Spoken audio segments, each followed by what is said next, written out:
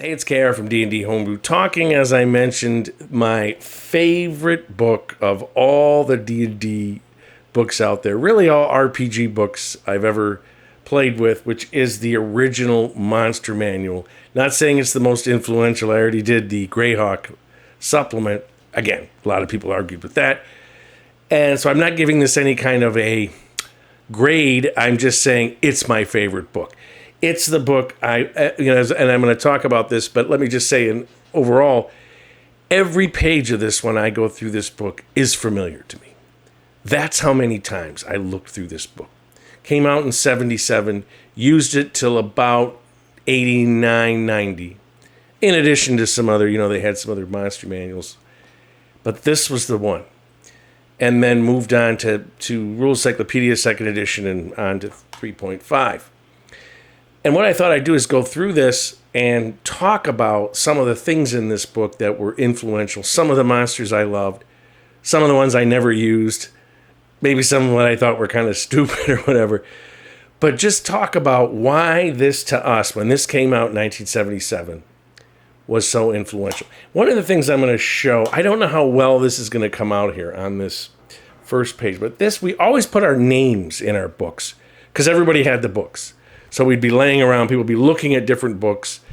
Obviously, players weren't looking through Monster Man. They weren't supposed to be. And when I put my name on here, let's see how well this, I'm going to zoom up on this. I put my name on a tombstone. Not quite sure why I did that. It was some kind of joke back in those days. So anyway, let's dive in and look at this book up close.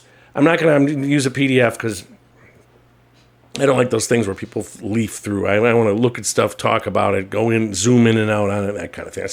That's the way I roll. All right, so we're going to, here's the famous cover with all the different monsters. You got dragons, roper, owlbear, whatnot. And you come down, and one of the things, I'm just going to go into this forward because it's very humorous when they're talking about, this is 3 years into their unbelievable run here that TSR had. And they go into this section. The success of D&D has spawned a considerable number of imitations and spin-offs. Some of these have merit. Many, however, do not. And although we may concede their right to exist, however dependent they may be on D&D's audience, we would caution the prospective buyer to consider their true value and not be confused with those items which bear the D&D and Advanced D&D name, and let the others be measured against the standard of quality. We have a hardbound encyclopedia, and theirs is a low-quality collection, which is poorly assembled and bound. There was this attitude at TSR 3 years in. Of course, tremendous success means tons of people are trying to cash in, right? And they were always irritated. See this constantly. And I know people try to make excuses for Gary and the way he acted. This is Mike Carr, the editor, but it's just humorous to me. Doesn't mean anything more or less, but... And then we go into the explanatory note, and this is something we read very carefully in the day in terms of what, the frequency, very rare, 4% of occurrence, 11% for rare, etc. Number appearing, this is a good average spread. This number is furnished as a guideline only. The reason I say that famously, specters have a number appearing 1 to 6. Well, let me tell you, 6 specters attack your group. That, because they have the double life drain, 2 levels. So that is telling us that is a spread, a guideline only, altered to suit the circumstances, right? And not recommended for use in establishing the population. Don't just roll and go, well, I got 6 specters in room 6, right? And then the move, obviously, you got a flying speed, swimming speed, whatever. And when we look at this, say the camel has a move of 21, quite a good move, 21 inches, and then it's 21 feet outside. Again, we use this as 10-foot or 5-foot squares because this is made from the days of when you were measuring with a miniature system. Treasure type, this is great. I'll talk about this later when we get there. Really critical because in those days, that was how you got your experience. And then again, just explanations of what number of attacks, damage per attack, specials, defenses, and resistances were. So this magic resistance is interesting because it is based on a magic user of 11th level. And so it has to be adjusted upwards 5% for each level below 11th, which was really what affected us, and downwards. Thus, if you have a 95% chance, 10th level magic user and below, no possibility of affecting the monster with a spell. That was significant. Intelligence, this is really interesting because they used IQ here, whatever. You get animal intelligence in those days was 1. It's been changed since then. But we got up here into this exceptionally intelligent, genius, super genius, which is what some dragons were. Always tricky to think of what's a super genius, how do they think, because nobody that was running it was a super genius, right? So always tricky.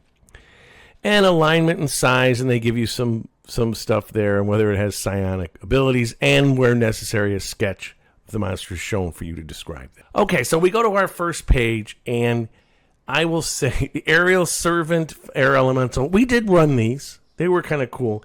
Onkeg, ran them all the time. Really liked the Onkeg. Notice number appearing 1 to 6. Again, one of these was usually tough enough. 3 to 8 hit dice, right? So you see that 3 to 8 hit dice. So you go to your hit dice, and it doesn't tell you anything. It just says 8-sided hit dice, right? And some creatures have additional points added with a plus. On an Onkeg, right? Why it would be 3 to 8 hit dice.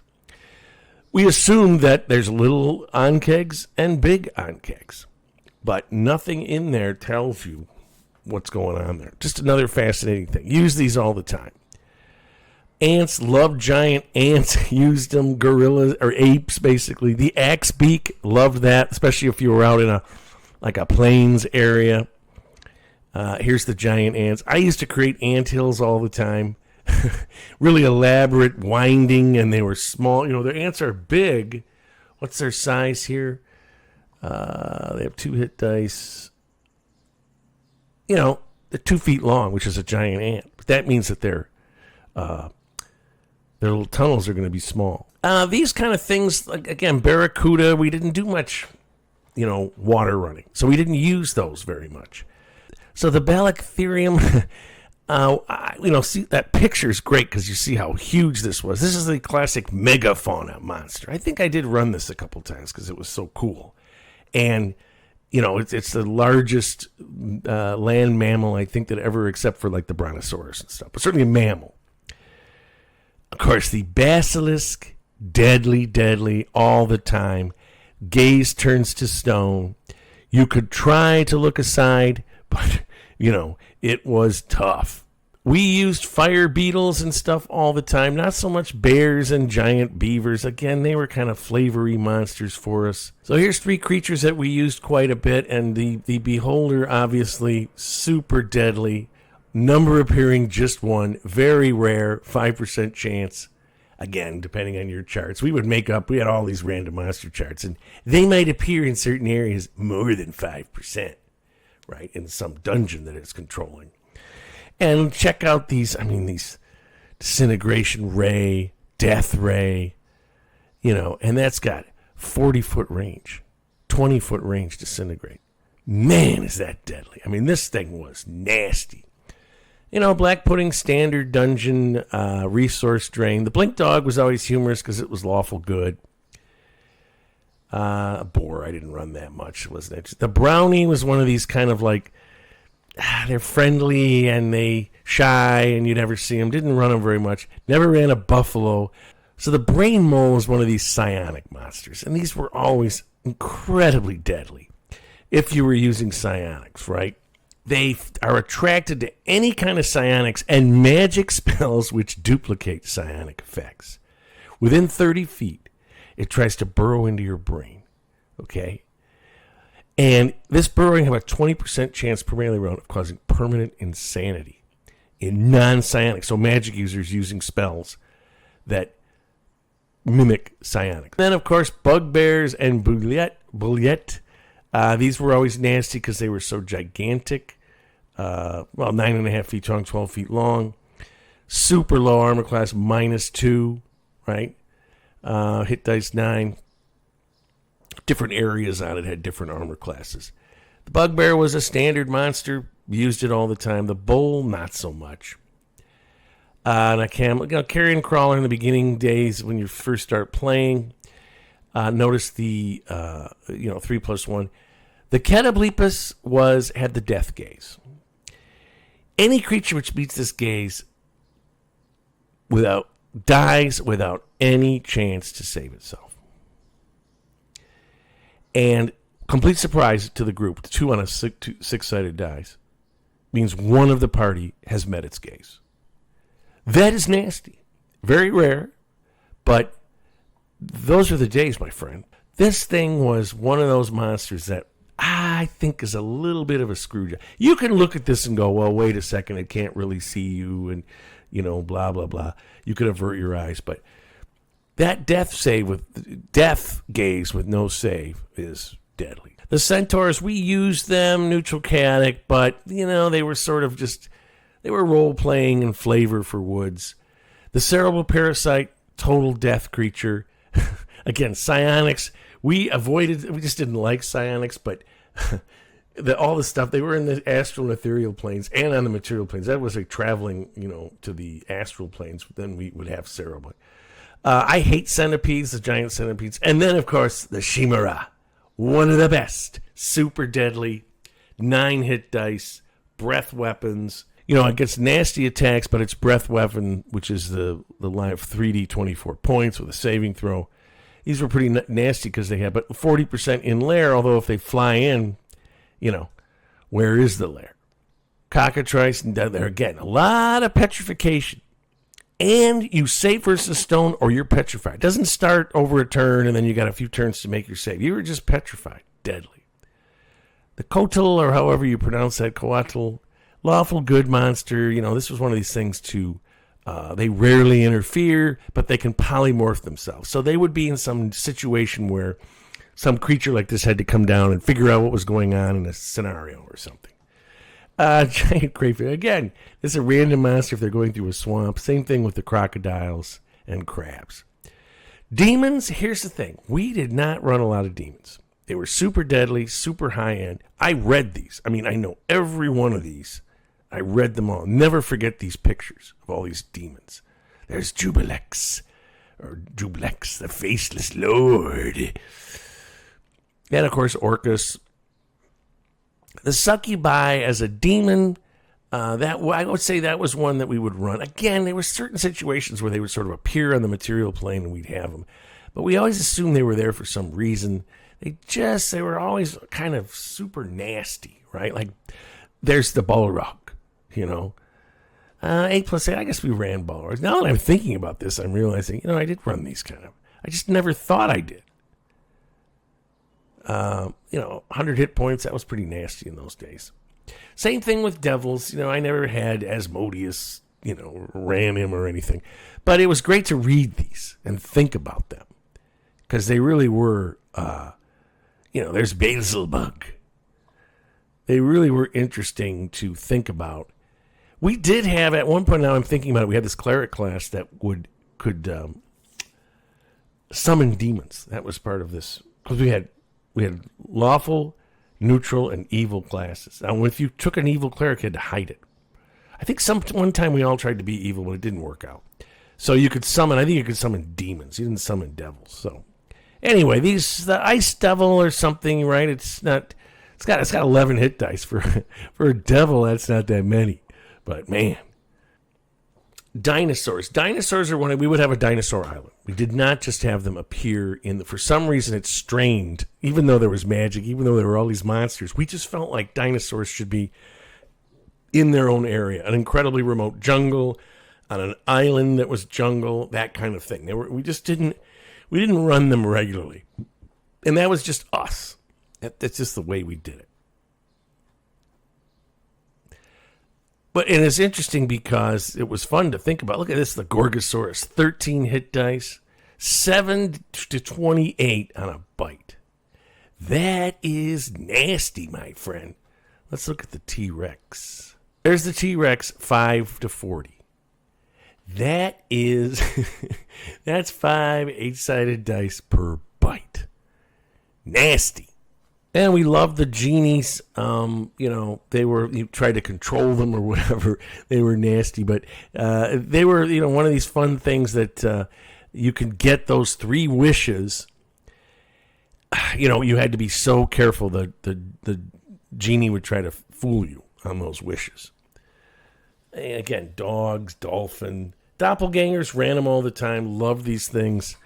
We would have them be in charge of like bandits and stuff like this. They were fun. Doppelganger, great monster. Here, of course, the dragon. And here you have your very young, the whole system of what per die they had. That's how they calculated it. And I'm not going to go into this too much, but basically in this day, sleeping dragon. And if you find one in its lair, that was the idea. Because, of course, from the literature of Lord of the Rings, you snuck in. And then, of course, you could subdue a dragon. And this was always, these non-fatal damage. And they give you this example of 2 8th level, a 7th level dwarf, an 11th level, an elven 4th level, 9th level halfling thief. They try to do this, and they give you all the chances. And they subdue it before it can attack. And that was why you can subdue it, capture it, take it into town, sell it. I mean, it was just, it was a whole different deal, the subduing of dragons. And, of course, their treasure was tremendous. Here you have all the stats on these. And, again, all this is based, so you've got 6 to 8 dice, depending. But then, of course, how many points per die. And there's Tiamat. She's the queen of the evil dragons, rules the 9 hells. 16 hit points or 16 hit dice or 128 points. That was a lot of points in those days, let me tell you. That was some points. And then you have the copper dragons. These were the ones that were at least chaotic good. There's the gold dragon, the big boy. He's got, genius intelligence. So how do you do that? The platinum dragon, super genius. Again, how do you roll that? One of my friends used to do it. Whatever your plans were, the dragon would figure it out and know your plans. That's how people ran it. So anyway, this was Dungeons and Dragons. We used dragons all the time because you had the ages, so you could have a really young one or a young adult or whatever. So it wasn't always just super deadly. You just never knew. You'd look at it. You had to, you met a few, but you had to experience them. Of course, the white dragon was the weakest. Silver dragon is always cool, lawful good, exceptional. They got 10 spells here. I think this is before they could... Yeah, and they can polymorph themselves like a gold dragon, which is how they would appear. Typically a kindly old man or fair damsel, right? And here's your weird brass dragon and a lion, the dragon. We use these, even though they're supposed to be very rare. We thought they were cool. Dragon turtle, a classic thing when you're running on a ship. You might just run into a dragon turtle. That was kind of a standard operating procedure. And a dwarf in the monster manual, because you had noticed 40 to 400 appearing. This is just your dwarven settlement, and they gave you all the stats for them. Ran dryads once in a while. They're supposed to be very rare, but they're hard to resist. And, of course, they have that charm ability where they take you away, into the water or whatever. That was kind of nasty. A giant eagle, of course, the classic, the Tolkien thing. They appear every once in a while. The ear seekers, this is kind of the eels. If you were in the water, didn't run that many water campaigns. Afriti, right? Like they're basically jinns from fire.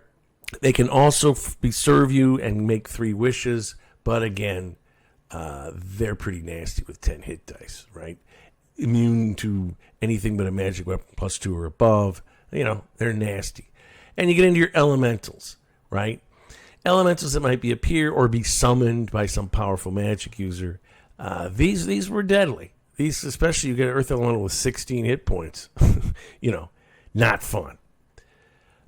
Elephants, this is just the thing. Of course, here are the elves to tell you that. You got aquatic elves, the gray elves, right? They divide them up. And here's the black elves. Only legend. Purportedly beneath the surface. Why they were, this you would never do this today, because if they live under the surface, they'd be white. You'd think. And then there's half-elves that you would meet. And they're, of course, the wood elves. Ettins, we liked those. They were fun. Floating eye, yeah, but there's something in the water, so we didn't see them that much. Same thing with Eye of the Deep, although I think I did ran this, because if you did this, you had to have freedom of movements, magic items, you had to have, water breathing capabilities. So we would do this, and if you did do it, I guarantee you're going to run into an Eye of the Deep, because it's a beholder. Yeah, flightless bird might have a gag item. Now the frogs, the killer frog, always humorous. Remember the Blackmore thing with all the frogs? So we of course read that. We found these humorous, and they are man-eating, specially bred mutants. Only their cannibalistic habits keep them from becoming common, because they eat each other, right? And you got a poison. You got a +4 on your save, but again, that's the days when you fail a save on a poison roll, you're dead. Violet fungi, right? They were like with shriekers, but the thing is that they have this poison, and it rots your flesh, right? Kind of nasty. The gar, I love the picture, never really ran it. Gargoyles, one of our favorites. These are creatures that are predators. They eat things. They're not, it doesn't say that they don't have to, breathe air or eat anything. They're like something that's alive. Gas spore, not that often. Gelatinous cube, especially in the early days of the dungeon, they would just wander around. The classic resource drain. Gas are the higher level ghouls and gas. All these things, man. Looking at these are so. The ghost, the aging 10 to 40 years. We had other things we did because it just seemed unfair. Because I loved ghosts.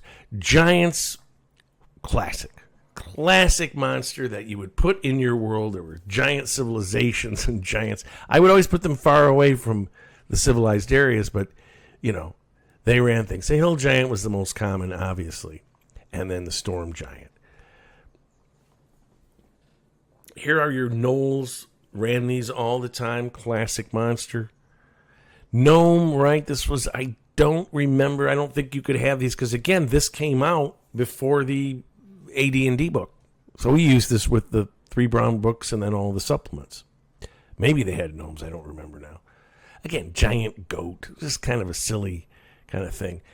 Goblins, classic. And then golems. Love those golems. They were always protecting stuff, right? And, you had to be so careful. Look at the size of those things. Flesh golem, that picture's iconic.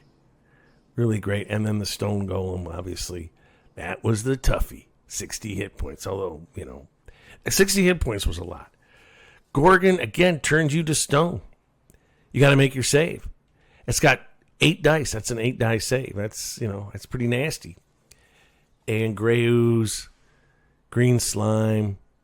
Green slime attaches itself, eats away wood, but slime.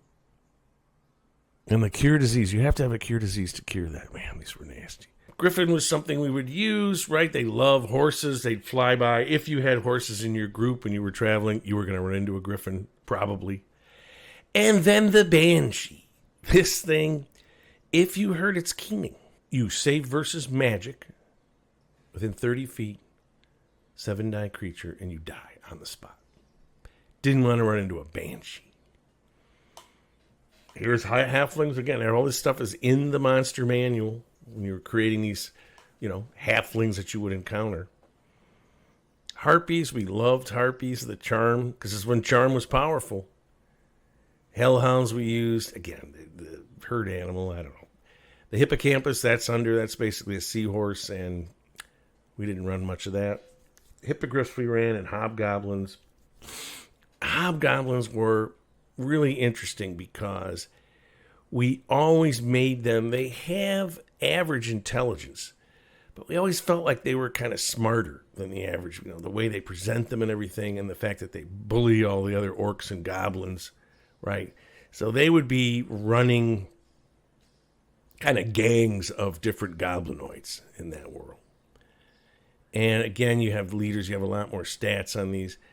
And the colinth is, underwater ones.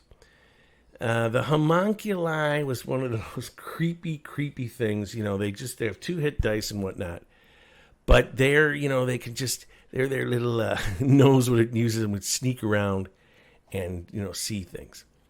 Horses, so there's the Hydra, another classic. Use this all the time.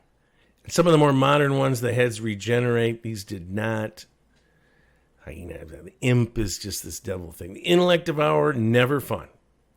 Never fun, because once they get you, you've got, they hide like a 10th level thief. They come grab you. They attack you with a whip. If they will then house itself within your mindless body. They were nasty. Irish deer. This is one of these things where, why? That's what we would think, but didn't use them. And so far, I haven't come across any that I think of are stupid. I thought I might find some that I thought were stupid. Probably more in the Fiend Folio and some of the supplements. But most of these just, Irish deer is not stupid. It's just why, right? How big are they? Yeah, they're large. Okay. Moose size. But, Visible Stalker, these were nasty. They'd be sent out against you. The Ixitachitl, or however you pronounce this, super giant rays, seemed like they'd be a great monster. Didn't use them much. Again, jackal, jaguar. Jackalware, were creatures, love those. And they can assume the form of a man, go around. This is something that we did use quite a bit. We love that picture of them. Keyrin is something that every once in a while you would run into. Super genius, lawful good. Really good for the GM to impart information to the group. So, we ran these. And, of course, Kobold's the classic. So, here you have this chaotic Lamias or whatever. These were always fun because they had these spells. They looked cool. And we always played them. They drain their blood and they feast upon the flesh. I love the idea of ruined cities in the deserts. I'd read the Kingdom of the Necromancers, the Clark Ashton Smith book, and thought that was great. Then you got your lawful good, Lamazu. Again, all these lawful good creatures. Nobody attacked them. So they were just monsters for the GM to use. Lamprey, again. Not stupid, but we didn't use them much. You might have, if you're wandering in a river or something, you could have that as a giant lamprey attacks. It's got 5 hit dice, but probably. The larvae are these souls. This is kind of this 1 hit dice, super creepy creature. Again, on some kind of plane or something. The leech, again, that's when you go into swamps. Leprechauns, very humorous, neutral, stealing stuff. The Lucrata we used, right? That was, it had the ugly face. Did it have, it has this kick thing, but what they do is they impersonate you and lure you into some area where they can then get you, right? Here's the king of them all, the Lich, super rare, super deadly, 18th level magic user. So look that up. And they have this cold touch, paralyze. They have, you can't charm, sleep, cold, electricity, insanity, death. Very deadly. Again, you get lions and lizards, and once people start to get up in level, who cares about any of these? Lizard men were always great, because 10 to 40, we would create lizard men communities. Lokotha, we never ran because we didn't go underwater. The lurker above was kind of humorous, because they could hide and fall on you from the early days of dungeon crawls. The thing is, 10 hit dice. That's nasty, my friend. That is nasty. In fact, I think I got killed by a lurker above one time. Dead. Always kind of, and I felt like it was a little unfair. And somebody out there, one of my subscribers, was that GM. So you know who you are. I still think it's unfair. And then, of course, lycanthropes. Great. Great monsters. Used them all the time. Just had communities of bandits and, they were great because they had that ability to change themselves. The giant lynx, and there's a little bit of humor for the monster manual. Mammoth, mastodon, and the manticore. Incredibly nasty. Use these a lot. Really liked them because of their volley. They could fly above, fire at you. If you didn't have people that had good ranged weapons, they were deadly. The masher is a fish. Again, didn't use them very much. Here we go. The Medusa. Love Medusa. Love their lairs. I had the Golden Man. I talked about that with a Medusa lair. They were just great. And again, 30 foot. Got to make a saving throw versus petrification, or you're done. That's it. And you could try to avert your gaze, but again, you'd go into you have these statues around, so people might know that it's a Medusa or something. But if you got surprised by one, that was tricky. So here's men, basically, what they're outfitted with, the bandits and stuff. Always good. Love bandits. I've always loved bandits. Here's a berserker, right? Bands of fighters who just, all they want to do is fight. This would be usually in like some kind of, mountainous area or something super wild. A little bit crazy. Here's your cavemen. Oh, I ran those. I thought those were great. Cavemen all the time. And again, all this stuff. Here's the dervishes, the highly religious. I don't know if they had a whirl ability. Did they? Let's see. No, just magic users and stuff. They were powerful.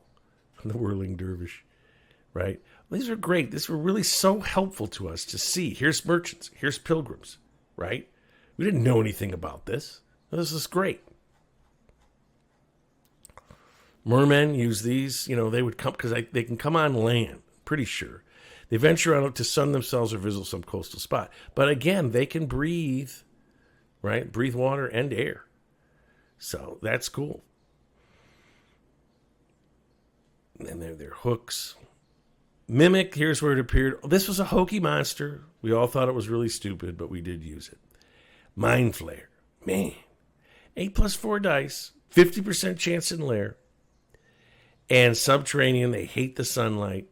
They were the guys, they had these, they were genius level smart. They had some secret plan. And, man, these things were deadly. And I loved them as a GM. They were great. Minotaur, of course, we did run them sometimes. We did have labyrinths and stuff in the middle of it. You meet a Minotaur, but it was okay. The brown and yellow mold, nasty. I think it's the yellow mold. Like they have no hit dice, right? So it's just like this huge, you got to burn them up and stuff. And you'd have 300 square foot colonies with a collective intelligence. The Morkoth underwater creature didn't run it that much. The Wraith of the Deep. Mummies, loved mummies. I was a big mummy guy. I just thought 60 feet, you see them, you feared, right? So people just run away. Magic weapons. And then, of course, you had the mummy rot, right, that you had to get a cure disease to get rid of. Great Nagas. Awesome. You had the good ones, you had the evil ones, and then you had the water Naga that was neutral. Again, this to us was so great. You had creatures, some were help the players, some wanted to destroy them, and some wanted to see what they had to say, right? Intelligence, even the lowest water is very high intelligence. So they were interesting. The Neo Otug, one of this gross thing, right? Again, they were fun to put in dungeons. The Night Hag, I did use them. She has a sleep spell which affects up to 12th level humans, right? And then they strangle you. And they have 8 hit dice, so that's going to be kind of a nasty little save. And Nightmare was something, obviously demons and stuff would ride on them. Didn't use them a great deal, but sometimes. Here's your Nixie, right? And they delight in enslaving humans. So they're neutral, but they like to enslave people. And the Nymph, they're just, they try to hide from you and stuff. This was, before Fae per se, but we got this octopus that was going to appear soon enough. Ochre Jelly used these. There's your giant octopus. Really fun because we would have them on a ship like wreck that was near the water, like above the water, and then the tentacles would come out and try to grab you and pull you under. That was their favorite gag. Ogre is one of the great monsters of all time. Used them a lot. Love the Ogre Mage. Just thought it was awesome because they had spells. A fly spell for 12 turns, invisible, cause darkness in a 10-foot radius, right? They could turn themselves human. These were just great. One of my favorite monsters, right? Not a lot of hit dice, 5+2. They got a lot more hit dice as things went on. So here you have all your orc statistics. Again, this was so great because we could see how they could create orcan encampments, orcan societies. All this stuff was so great for us. This book, it just had every page had stuff on it. Because again, giant otter, okay, whatever, if you want to have that as a resource strain or just to see it. Sometimes because you were always rolling random monsters, if you rolled one of those, you see a giant otter and everyone goes, oh, okay. No problem there. Maybe a giant owl is going to try to get you. Right, but here's the Otyug, whatever, how you ever pronounce it, right? And they're always looking they live in the Ofo, and they leave treasure in their thing. Here we go, 5+2 hit dice, the owlbear, right? And it was a genetic mutation. So they were always considered like some kind of freak monster, not like just some standard monster, not like they're presented today. Because when we saw genetic mutation, we just thought, that's weird. Pegasus, everybody was trying to find one to use it as their steed. Not many did. I always liked the Perryton to come down. I love things that flew over and attacked. But, a lot of other people thought, they're okay. Only 4 hit dice. Again, giant pike. How often? Again, if you go swimming in a D&D world, be prepared. The Piercer, a lot of people thought these were really stupid. They have they move 10 feet. They go up, they pretend they're stalactite or stalactite. And I don't know how much we used them. Pixie, again, what became the Fey creatures, they were okay. They just kind of, again, see the stuff like Porcupine and Man o' War. This was for a different, because you'd have these things like appear, and are you going to, like Porcupine, they're stupid and non-aggressive. So what are they going to do? Are you going to have an encounter? Not a dumb monster per se, but not that great. The pseudo-dragons were always kind of interesting, partly because they were small. So they were they did have this little vicious bite, but they were chameleons. The idea was to try to get one to be your, pet or whatever, because they had limited telepathy. And they were neutral and neutral good. So that was, everybody wanted to have one of these, figure out a way to raise one up from an egg or something. There's the iconic purple worm, 15 hit dice, right? And a chance to swallow you. These were ones that everybody wanted to, you didn't want to ever run into, but you wanted to kill one because you could trace it back to its treasure. And as we'll see, it had treasure type B, Q times 5, and X. Quasit, kind of one of those, demon-y things that, sort of interesting, right? Evil wizards had them around. Rakshasa, one of the greats. The idea that their spells, okay, they are magic spells up to 3rd level. And we said that was 3rd level spells. So they have fireballs and stuff. Clerics up to 1st level spells. They are immune to any spells under 8th. That's nasty, right? +3 weapons. They were interesting. And again, they have ESP and they have illusions and stuff. They were one of these things that we were always intrigued by the idea of them. More of these animals with giant rams and rays.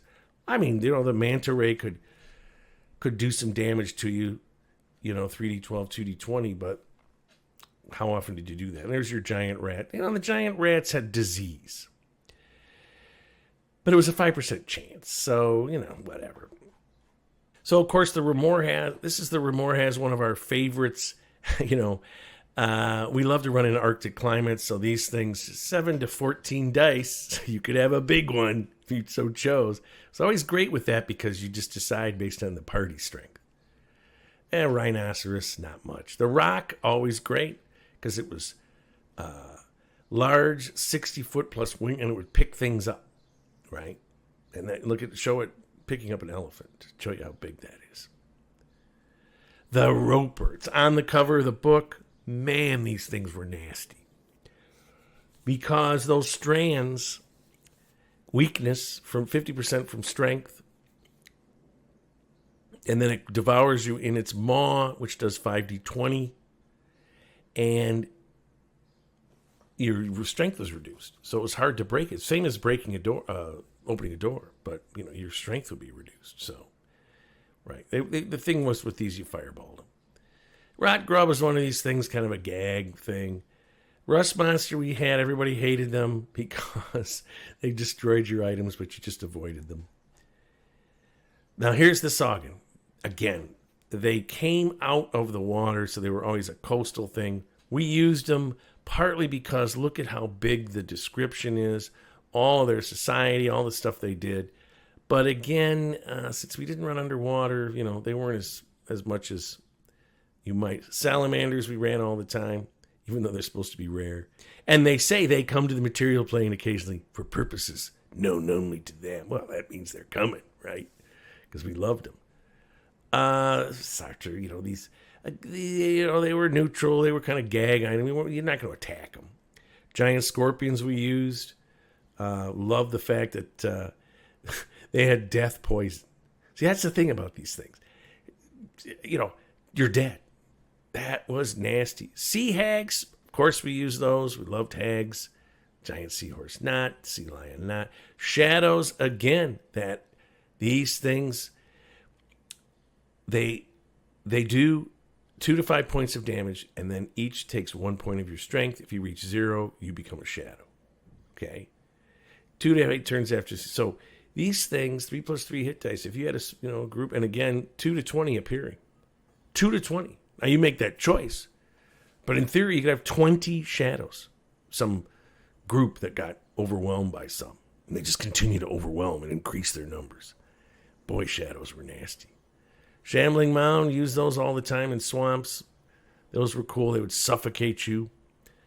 Shark, whatever. You had the giant megalodon, but, you had to be swimming in the water. Shriekers, they were just a kind of an annoying thing. Shadu were lawful good, flying things, more and more. All these things were just things you fly in and give you information, right? They're kind of uninteresting, the lawful good monsters, which is always interesting. Here's your classic skeleton, right? Giant skunk, I don't think I ever ran those. I might have run a giant slug because, they do have some abilities. They spit this acid and stuff.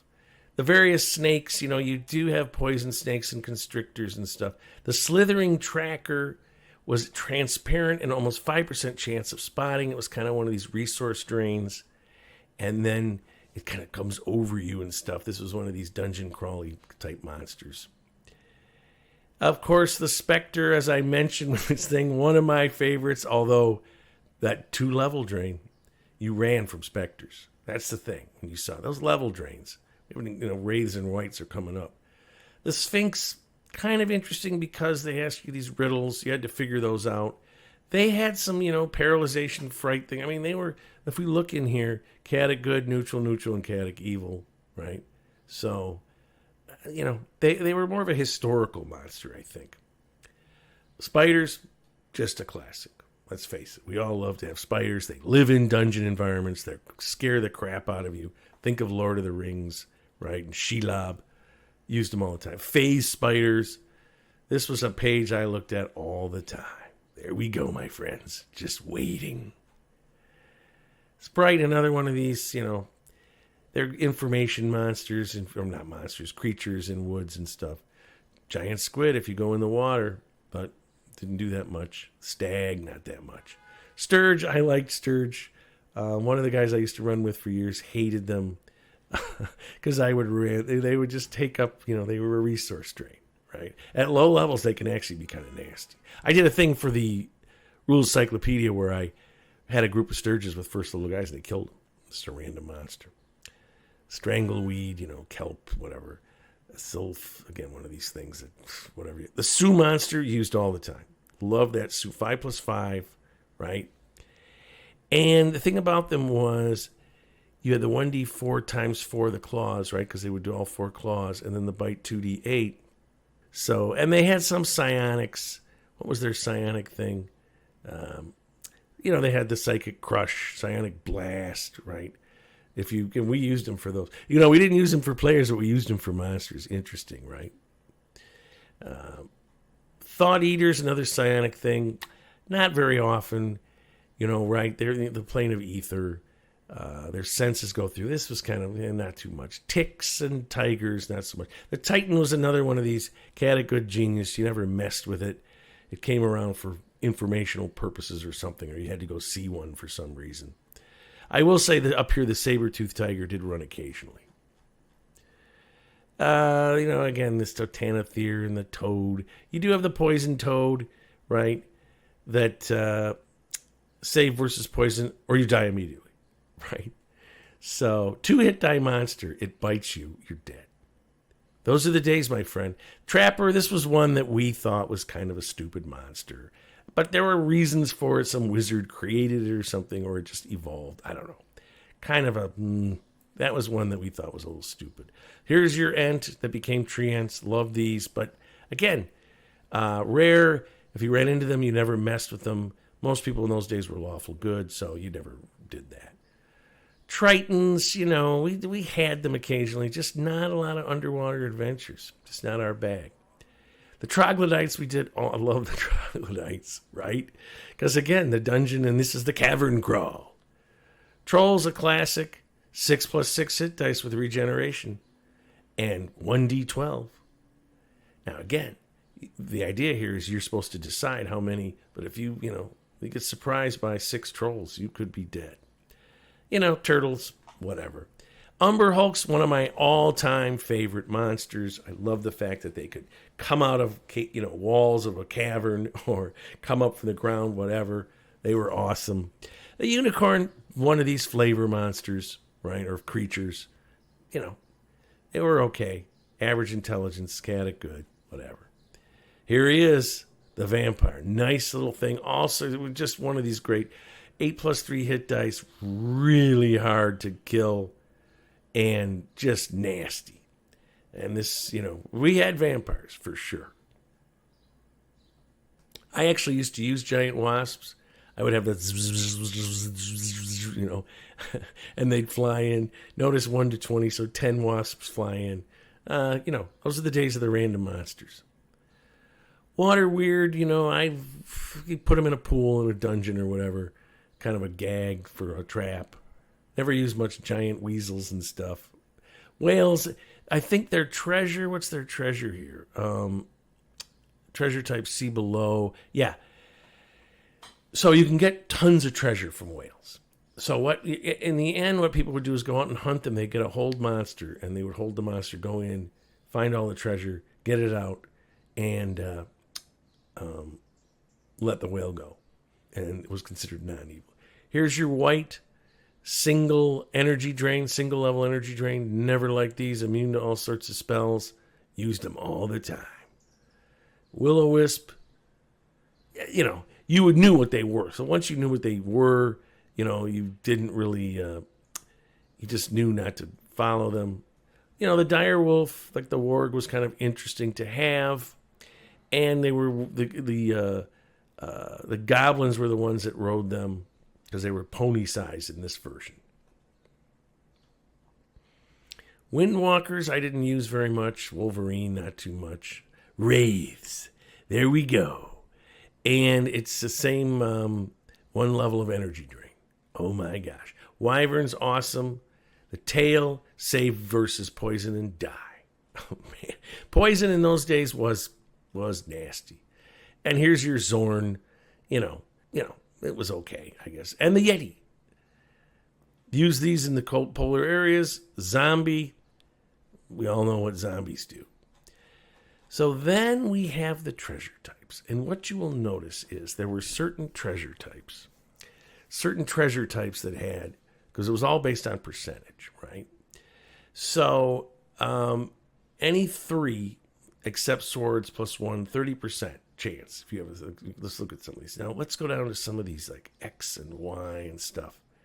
Automatically, 1 missed magic, 60% chance. 30% on a Z, or 50% for any 3 magic items, right? And you go up to these gems and jewels. Gems and jewels are what you wanted. So look at these, 60%. This is when you track things to their lair. Or just, sometimes you could have the monster have it on it. But, so you would have some monsters that were either no treasure type or crappy ones. Like, let's say, N. nil, nil, nil, nil, 1d6 pieces of platinum per individual, but, that's not very much. Versus Z, 20%, 30%, and then you have all this magic stuff. So we looked at these endlessly and, to see what kind of spells we would get. This was the chart because you track things back to their lair. All right, there you have it. My favorite book of all time. Still love this book. Don't play with it. Don't plan on using it anytime soon. But boy, the memories this holds in it of those early days of D&D when we loved to play, and this book came out and just blew our minds. And a shout out to my Patreon supporters. Just created a redo of the old creature catalog monster, the Fungoid, which was really fun. I'd love to hear what your favorite book is out there, whether it's a D&D book, RPG book, or something else. And please like, subscribe, all that kind of stuff. But most importantly, my friends, keep playing an RPG game, whichever one you choose, and tell somebody else about it.